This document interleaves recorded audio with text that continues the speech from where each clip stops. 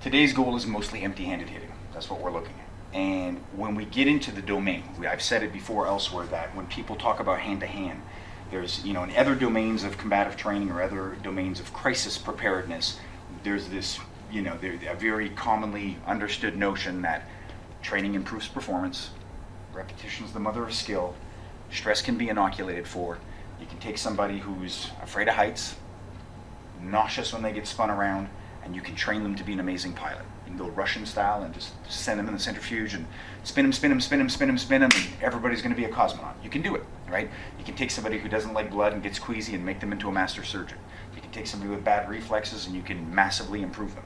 But when you take anybody with a gun, and it's very rare that somebody doesn't freak out, pray and spray, empty the magazine, lose full awareness.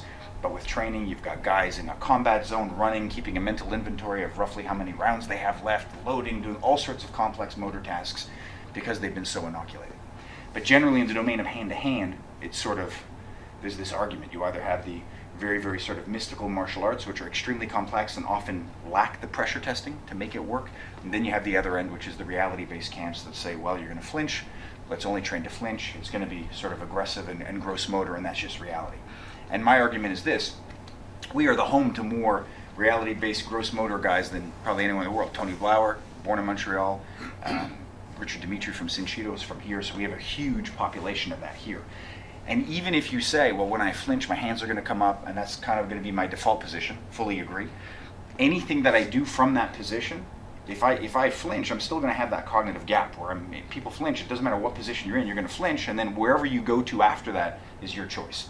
And it's what your training has reinforced. The example I always give, if you haven't seen it, you must look it up. Everybody's seen the MMA Chi Master against the MMA guy, everybody's seen that one. But if you go, there's a game show in Asia or like a talk show, and they have 5 drunken kung fu guys against 5 Kyokushin guys. The Kyokushin guys have a very simple arsenal. They're all bare knuckle, and they're all giant, they're all big. And the drunken kung fu guys come in with their cognitive, and they do this. And they go in, and then they bite a shot in the face, and like, whoop, default, you see a flinch, and then they all kind of, and they go back into it. And it never works, right? One guy does a spinning leg kick that they show over and over in replay. He does it, and it's like a hummingbird farting on the ankle. He barely touches it. The other guy's standing on one leg. It just goes through. It does nothing. That's about the most successful technique they do. But despite it, they keep trying all of this, and they keep taking kicks to the head, and then you see them default, and then reset. So the reality is you can train yourself to pretty much do anything under stress, but there's going to be that reactionary gap. So when we look at our technique, for today especially, but for the rest of the week, I want to kind of challenge you to sort of identify, at minimum, identify what your deeply rooted belief is. Because oftentimes we operate and we don't realize it, right? The last camp we did, I said to everybody, give me the fastest strike you can do. 95% of that room did a certain strike. Then if I said, give me your strongest strike, they did the exact same strike. It was pretty much the same power. It was pretty much the same speed. If it was a punch this way, it was the same strike. Now do a combination, pretty much the same thing.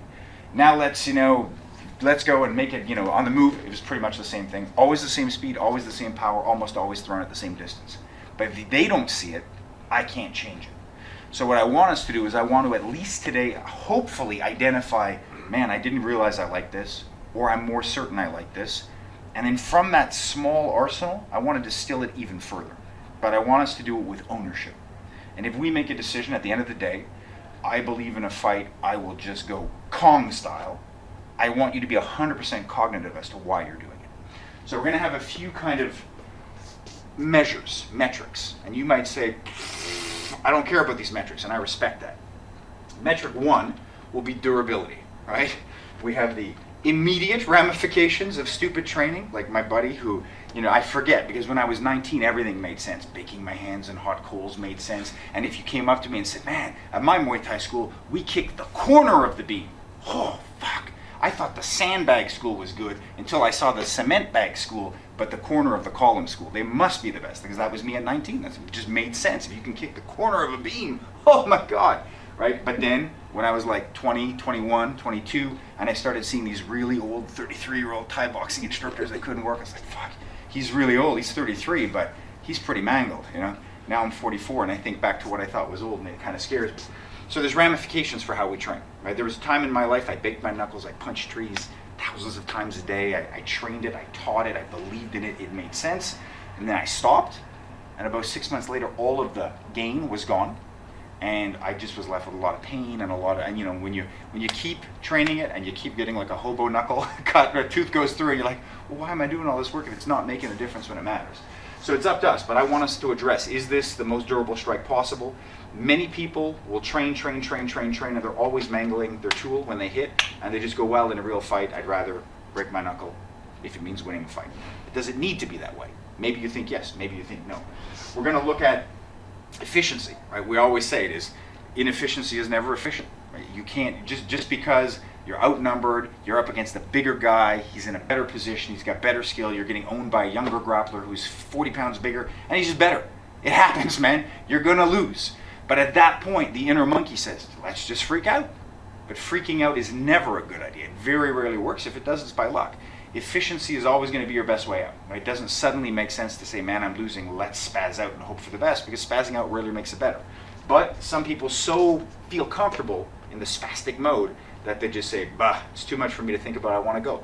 It's okay, we just want to own it. We want to look at probability. Probability for me includes a lot of stuff. Some people don't believe deep down inside that they'll flinch. I deeply believe, from my personal experience and from everything I've observed, that every single human in the world can flinch quite easily, given the right circumstances. I've seen battle-tested warriors freak out.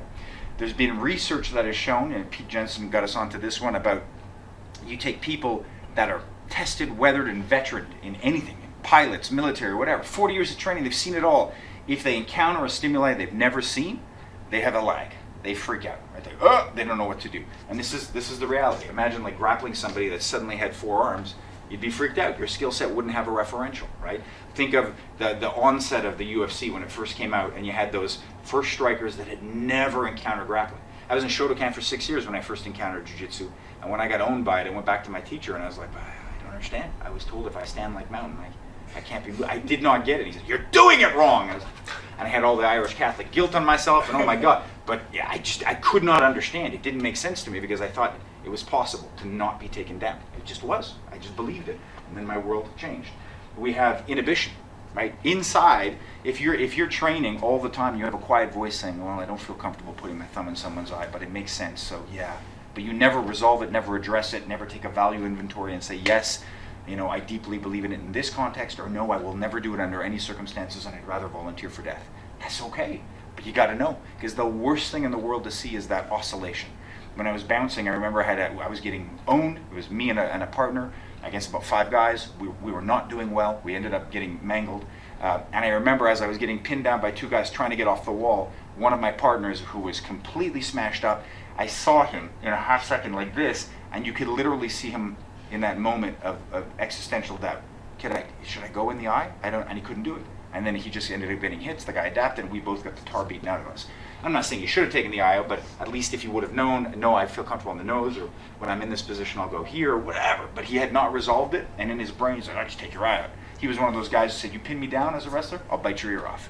But he'd never really trained to do it, and he couldn't understand that there are grapplers that are so good, they're going to control your mouth, and that's just it. It just didn't exist in his worldview.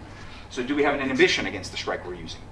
Are we training punches all the time in a boxing class, but the notion of really thinking about what the strike's going to do to the nose, to the teeth, to the jaw, when you bare knuckle hit somebody, it is devastating, right? I always tell guys that like the UFC, it's good to watch the show, get the DVDs, because on the DVDs, they always have the half hour after, and you see the guys getting the tape cut off, and the hands and they're all broken up. They won, their hands broken, ribs are broken, foot. In the ice, they're mangled, and when you see that, to me, that's the most important part of the UFC, because that's when you go, yeah, I guess, if you swing your hand as hard as you can at an elbow, there's a high chance, no matter who you are, right? And then what's your belief? Is it a moral belief or a religious belief? Is it a belief that the fist is good? A lot of guys I'll teach like open-handed striking, and then they have the yeah, but face. They're like, yeah, I'm never going to use this because I'm going to do this.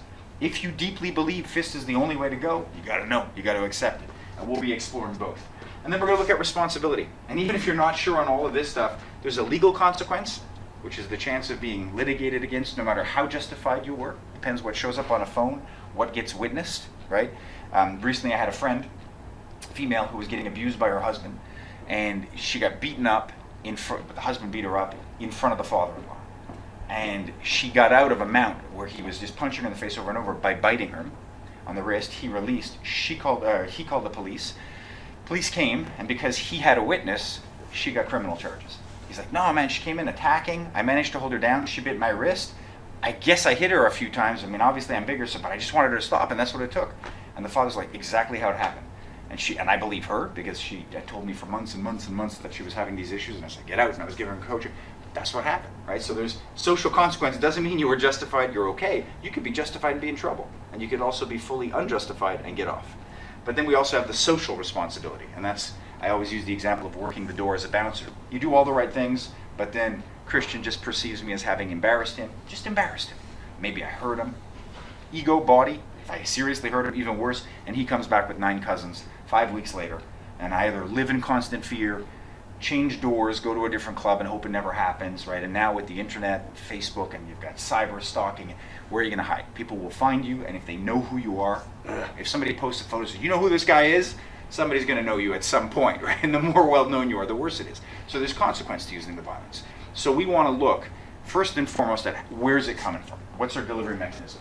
And governing all of this, we're going to be looking at what's our cognitive threshold, what can we do to keep our brain engaged as much as possible.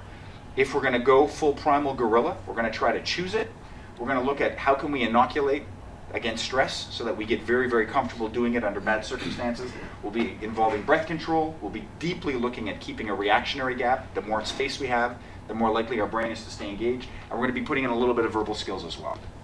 And at the end of the day, what I want you to think about, and this is your question to solve for the week, this is it. You may already have an answer, but we'll test it, is if you look at us as a species, whatever your belief is, however developed, if you look at everything that we have as humans, right, these wonderful opposable thumbs and the tools and the communication and the tribal growth and the technology and the innovation, does it make sense to you to live all of your life availing yourself of all of those privileges, but when it comes down to a fist fight, the only advantage of the opposable thumb is to make a really good fist and swing with it? Is that the belief? And it's okay if it is.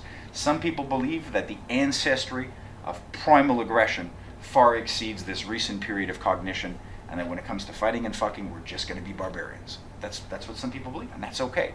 I do not. I believe we have to find a balance.